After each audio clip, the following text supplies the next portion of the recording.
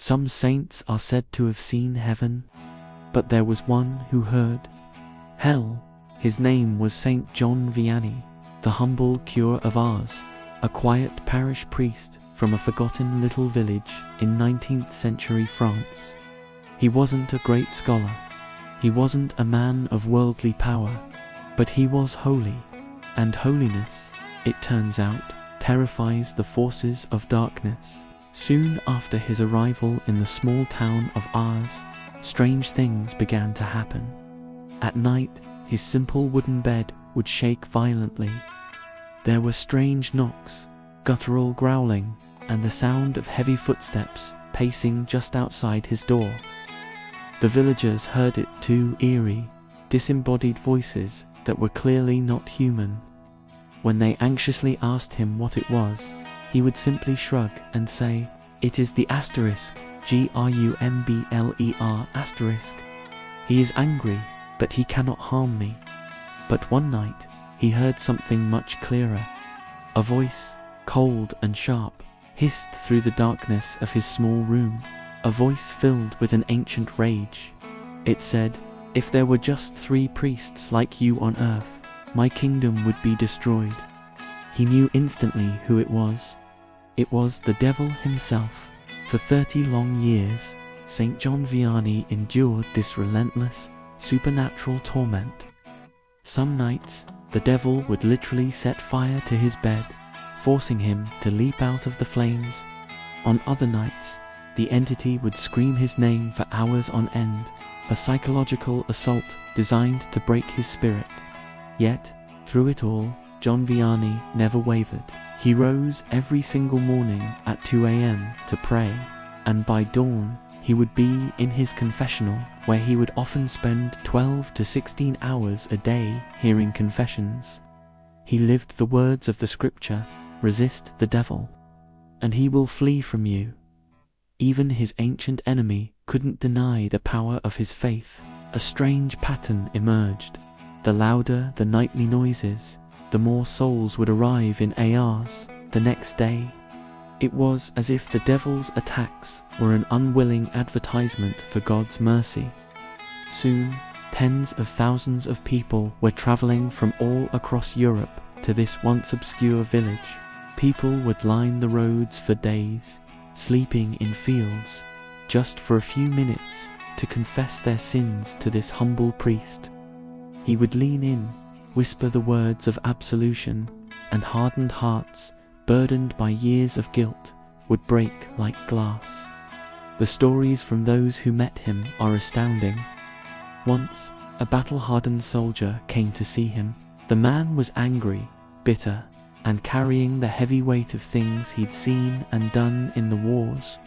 He told the saint, his voice rough with despair, "Father, I've seen too much. I've done too much. God cannot possibly forgive me." Saint John Vianney looked at him with gentle, piercing eyes and said, "My son, it is not God who tells you that. It is the one who cannot forgive." At those words, the soldier, who hadn't shed a tear in years, broke down and wept. Later that night, he told others that the very air in Ars felt lighter, as if a great, oppressive weight had been lifted from his shoulders. When this was mentioned to the priest, he only smiled and said, "Ah, yes." That was the grumbler leaving. Many of us today imagine evil as something out of a movie, with horns and pitchforks and dramatic fire. But Saint John insisted that its greatest and most common weapon is far more subtle. It's despair. The devil doesn't always need to roar. Most of the time, he just whispers. He whispers, "You're too far gone." He whispers, "You'll never change." He whispers, "You're just wasting your prayers." No one is listening. But that whisper is the oldest and most destructive lie in history. The real battle, the one we all face, isn't usually fought in haunted rooms with shaking beds. It's fought in the silence of our own hearts. It's fought in the temptation to give up, to believe we are worthless.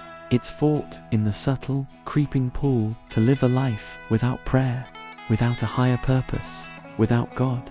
As it is written, the light shines in the darkness, and the darkness has not overcome it.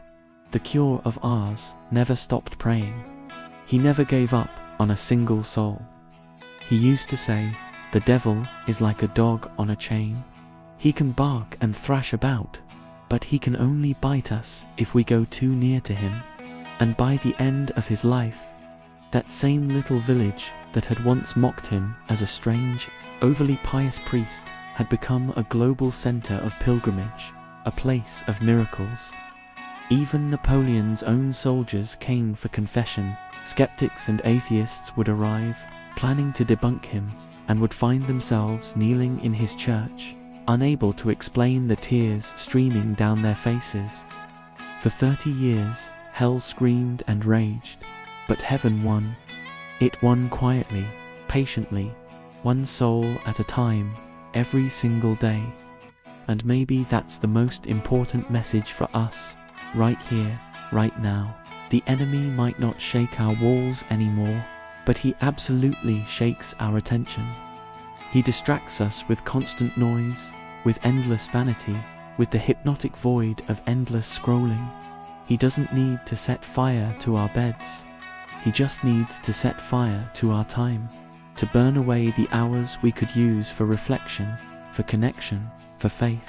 Saint John's story is a powerful reminder. Silence is not weakness. Stillness is not defeat.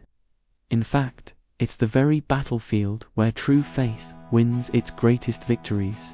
So the next time that old darkness whispers in your ear, trying to sell you despair, remember the humble priest who heard hell itself and simply smiled, because even the demons knew the profound truth. They could shake his house, they could burn his bed, but they could never, ever touch his soul. As the scripture says, "Be not overcome by evil, but overcome evil with good."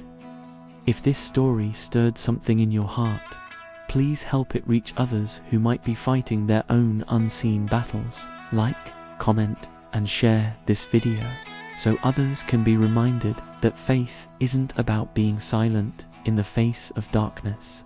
It's about being an active, quiet resistance.